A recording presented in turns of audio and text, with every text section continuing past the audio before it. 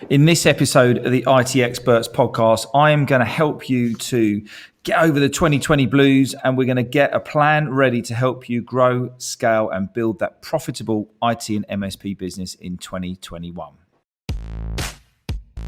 Welcome to the IT Experts podcast, the only podcast to help IT and MSP business owners build that profitable business by simplifying business growth. So look, Happy New Year. For those who are watching this on YouTube or on video, we've got a lovely little banner behind us with some rather gratuitous balloons. But I wish you all a Happy New Year, and thank God we got out of 2020. My word, what an absolute interesting time that was. I think we can call it an interesting time.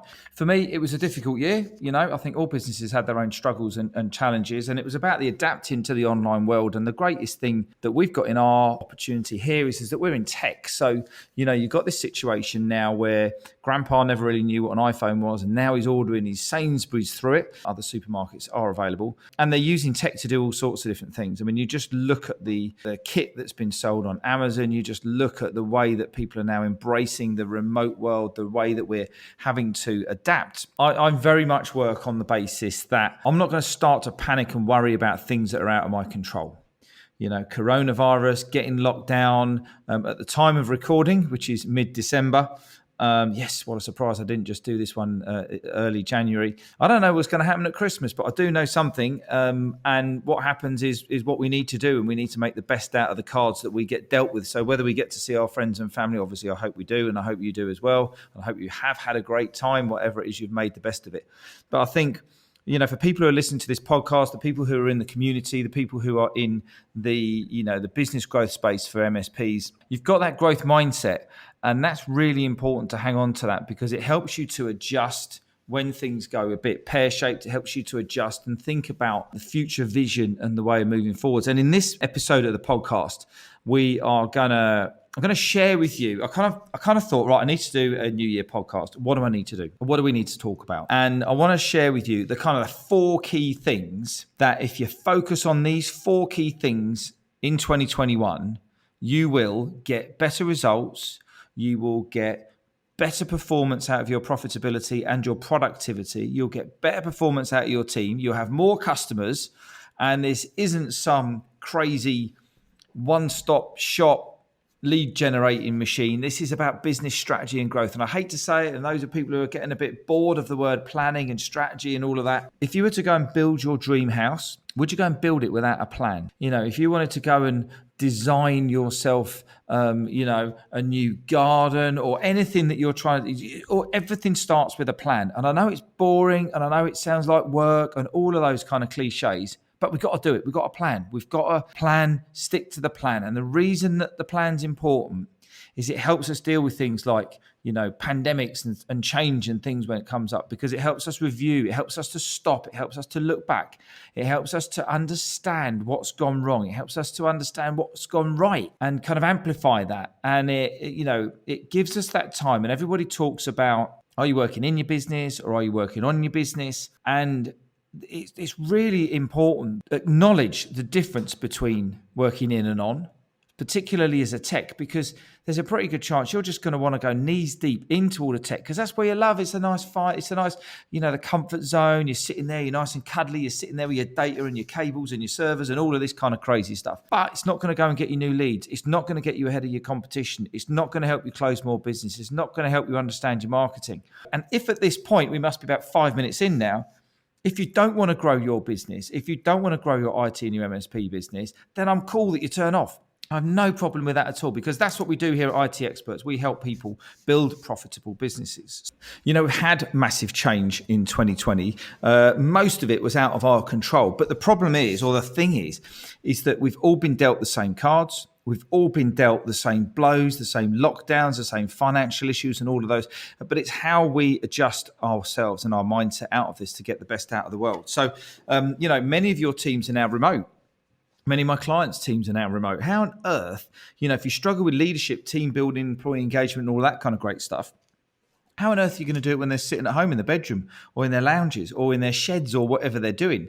Having an employee engagement plan around your remote team, I think, is really, really important. Understanding how you're connecting with your new clients, how are you building rapport, how are you nurturing those new leads, online without meeting people. We will get back to where we were before. It might not be in January or February or March next year, but we will get back to it. But I think the great opportunity that we've got is that we've now learned how to adapt in a way of working remotely.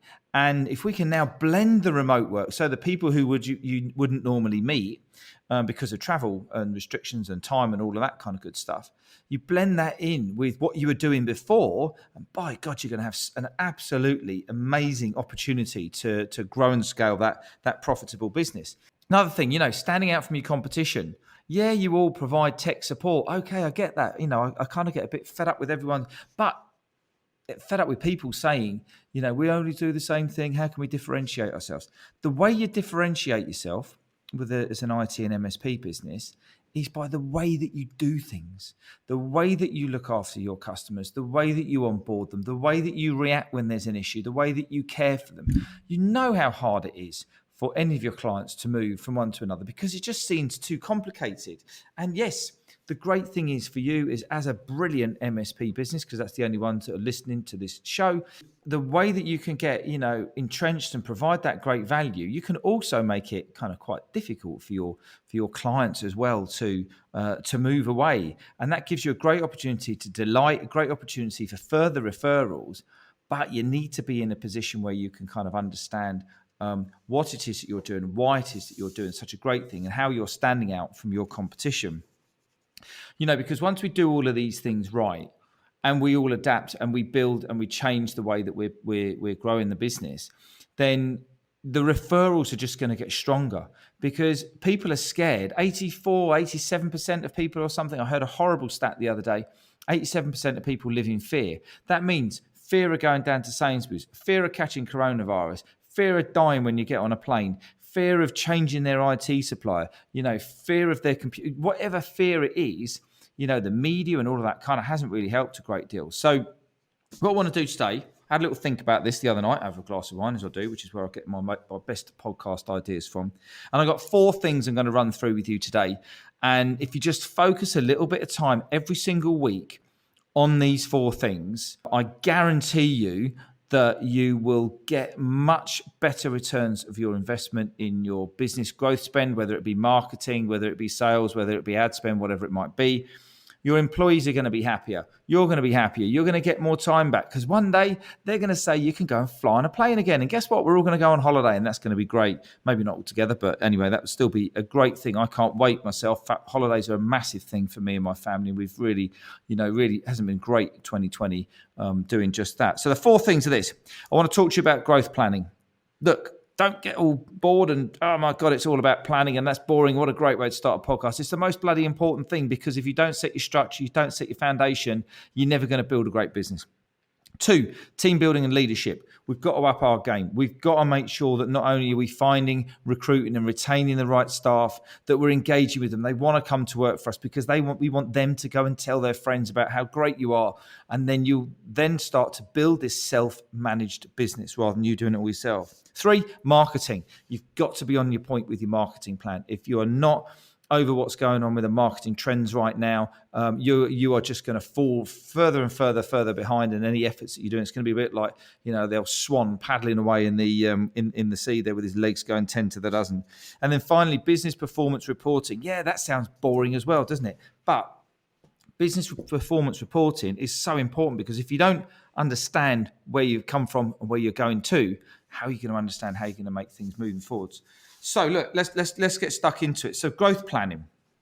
Number 1, as I said before, if you want to go and build a house, you make a plan. And the first thing that we do, what I'm going to do here is I'm actually going to signpost you to some other great content that we've got. It's either going to be on the podcast, it's either going to be on our website, innovatesuccess.com, or it's going to be in our amazing app, the IT Experts app, which is an absolute free app to help you build a profitable MSP business. And there's premium content in there. You might have seen some of the Whiteboard Wednesday videos we did on LinkedIn. And what we do is we do a short video on LinkedIn, and then you've got the full video, which is like 5, 6, 7 minutes on things like pricing, like team engagement, building a great team, value proposition, and all of that kind of good stuff in the app itself. You can go and download it off iTunes or your favorite platform. And there's one in there, podcast, and also quite a bit of content about reviewing last year's performance. That's the first part. Let's have a look at what happened last year. And okay, it probably wasn't to budget and it wasn't great and kind of things moving forwards. But we need to look particularly at the last 90 days. And that's because the last 90 days was kind of super relevant, because that's what happened. There's no point us saying, last February is absolutely brilliant month. And March, running up to about week 3, we had an amazing time because the world fell apart on the 23rd of March or whatever day it was. Now, that's not relevant to talk about. That is great. You can build it in because you might have had some great successes that you can use moving forward. But real time is like the last 90 days. And we work in a 90-day world, 90 days back, 90 day, moving forwards, obviously. Then what we need to do is understand what happened in that last 90 days and put together a plan for the year on what you want to achieve. Turnover, profit margin should be fairly straightforward. New clients, what does your team look like? Set that vision out for 12 months' time. And I know you might say, well, how am I going to do that when I don't really know what's going on with COVID? Well, kind of work with the last 90 days. And if it gets any better than that, then you're in a great place, aren't you?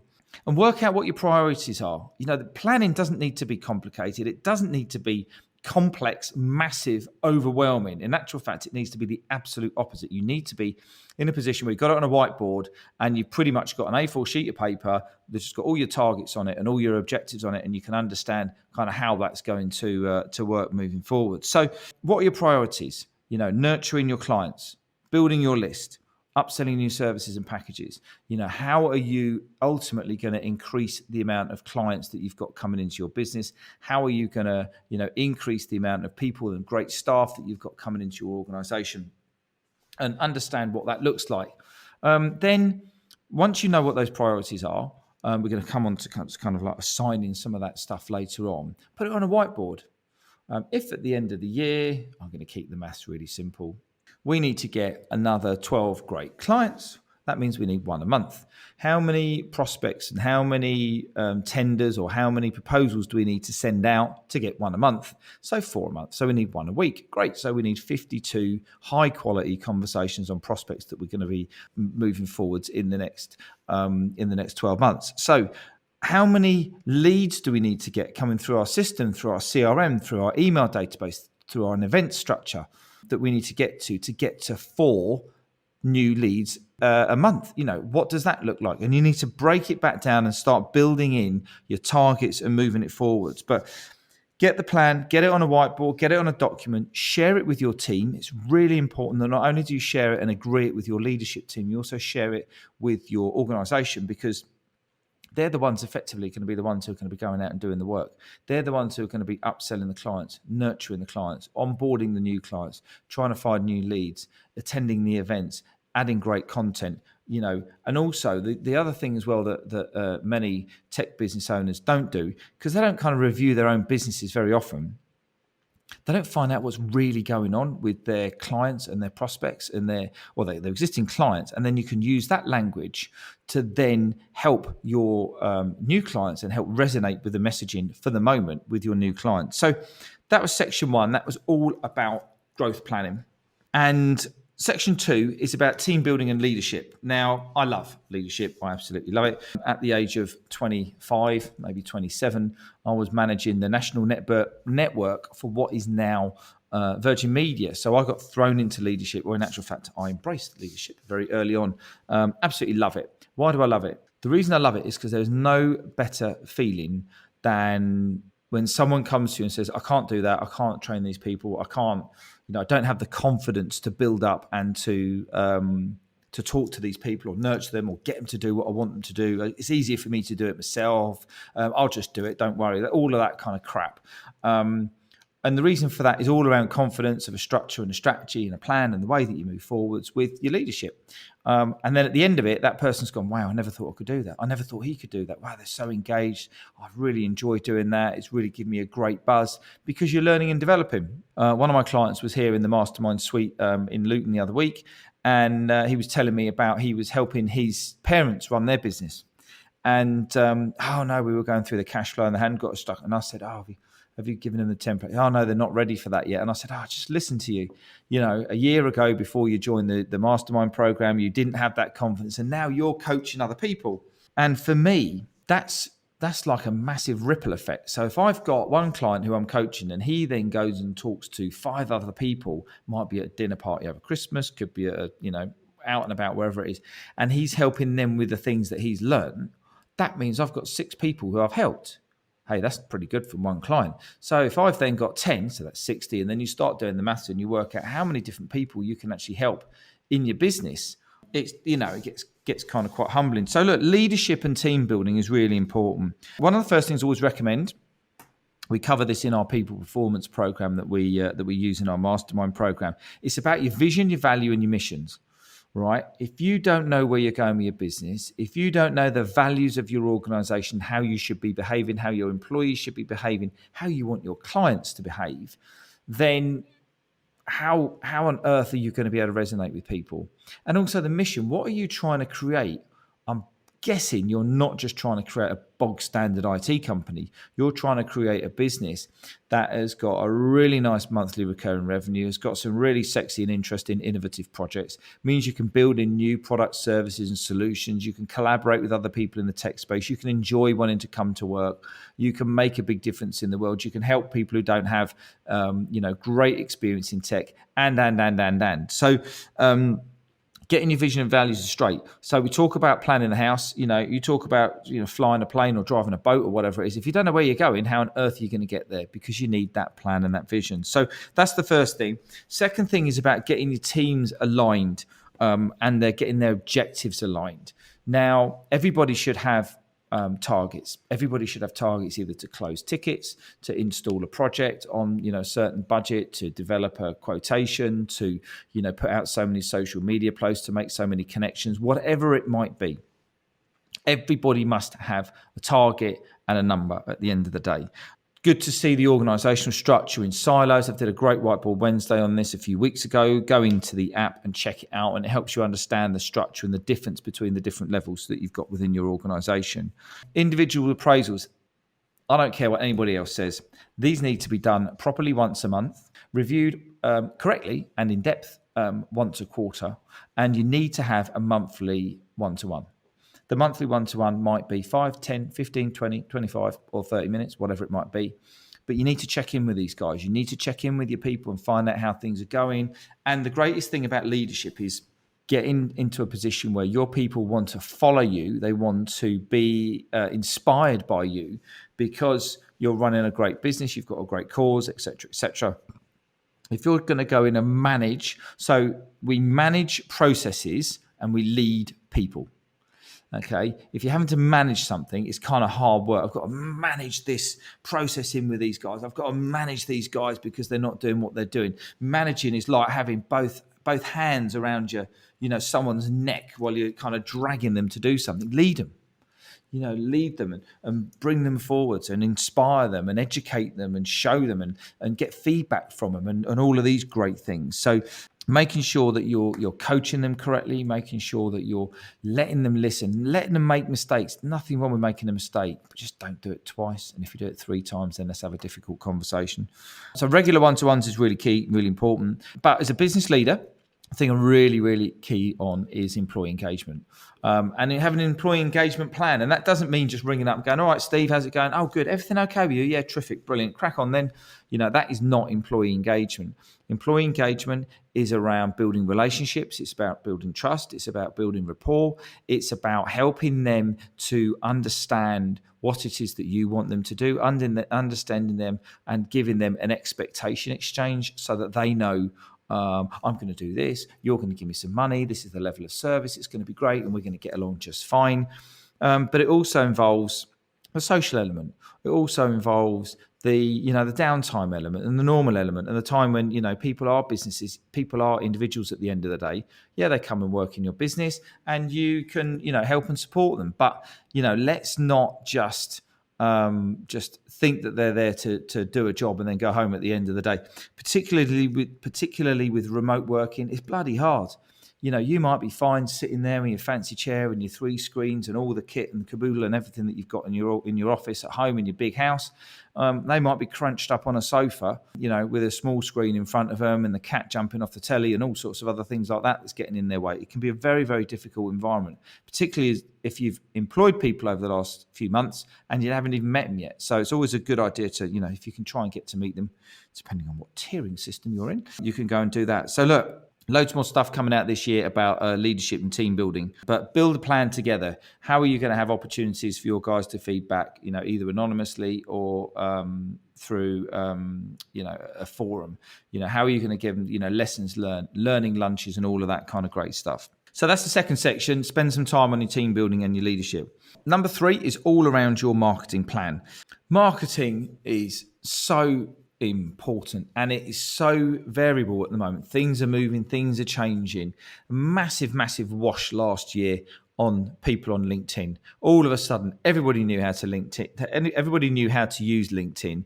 Everyone was flooded with it. You've got thousands of connection requests, and I did a podcast on how to use LinkedIn in your IT and your tech business, and I very simple analogy. I just use it like my online networking room. So if I was going to a networking event, I'd open the door to my LinkedIn, and in my LinkedIn, there's all my target market, there's all my prospects, all those people that I'm going to help with their growth plans, their leadership, their marketing, their business performance, and all of these other elements.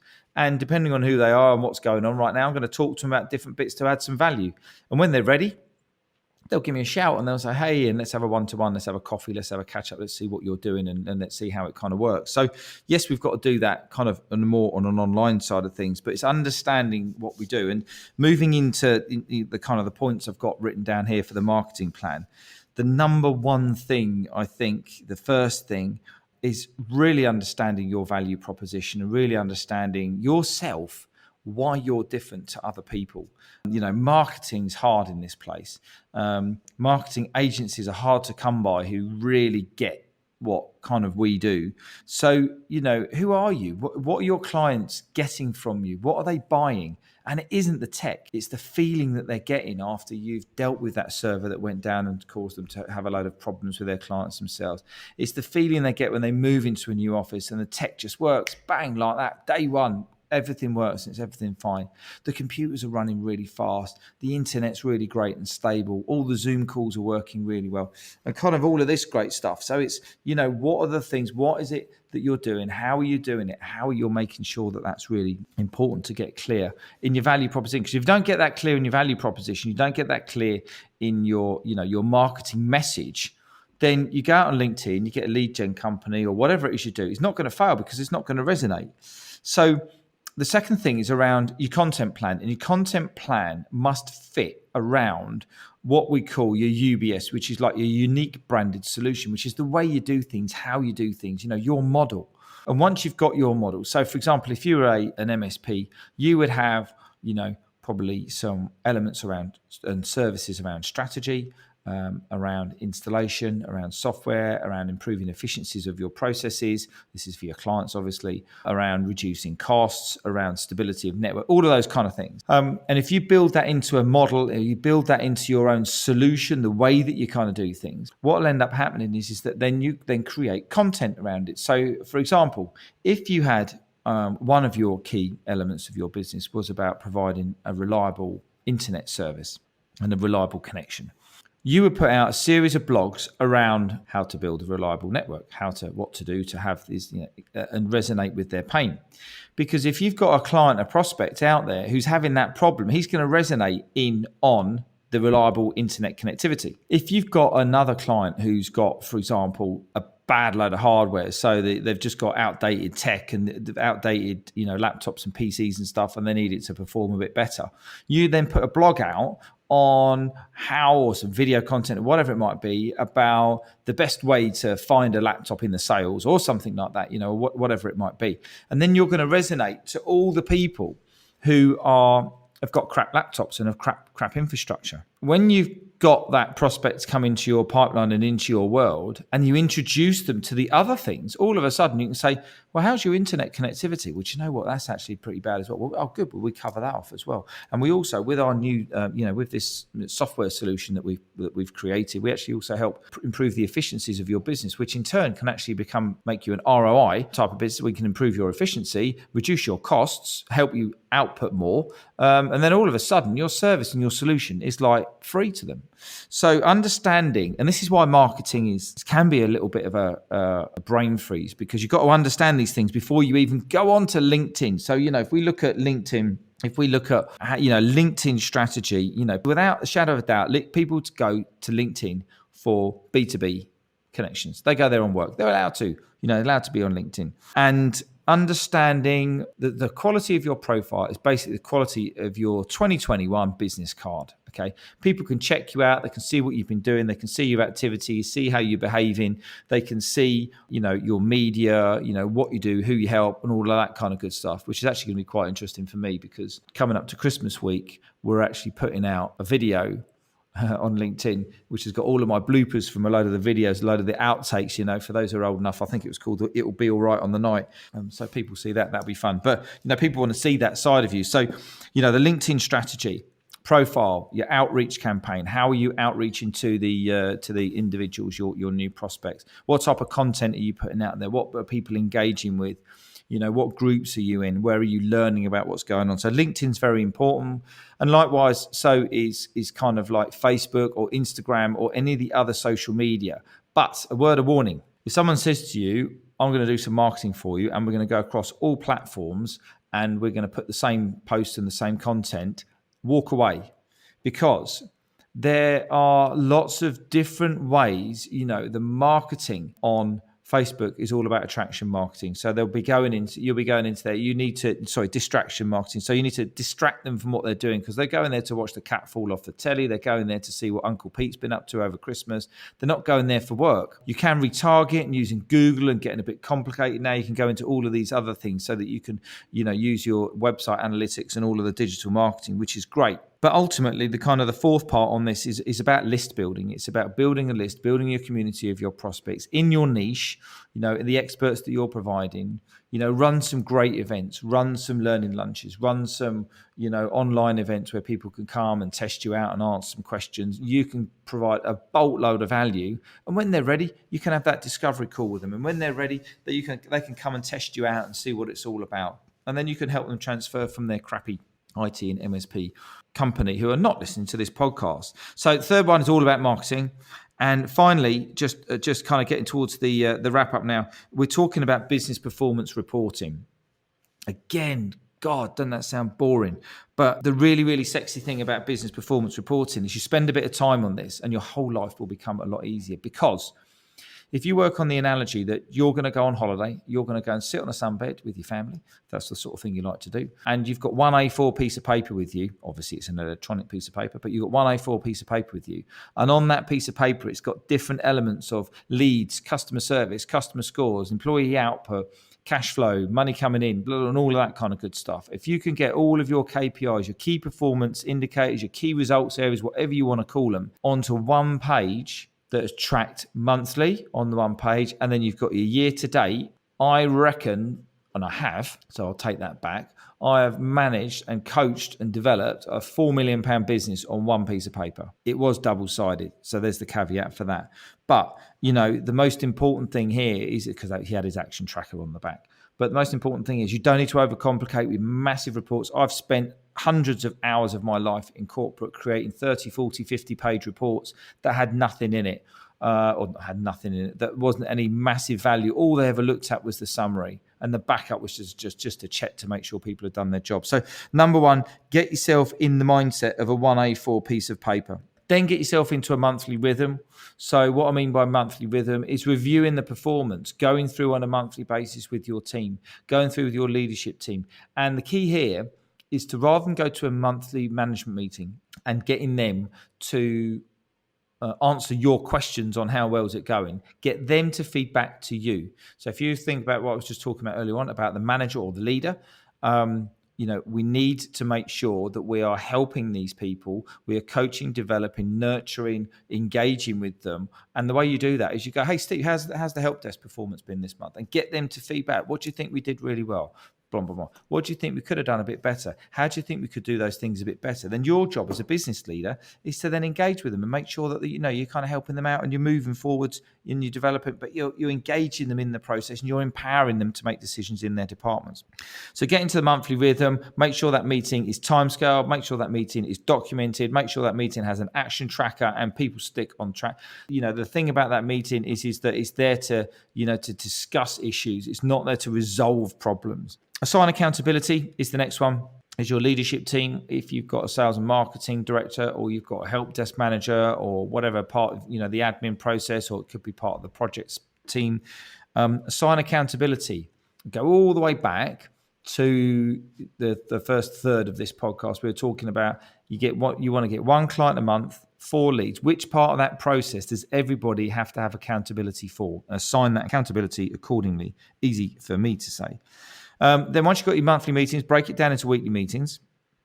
Get the agendas across all the departments and really understand what's going on in the departments and flesh out any issues that you've got there.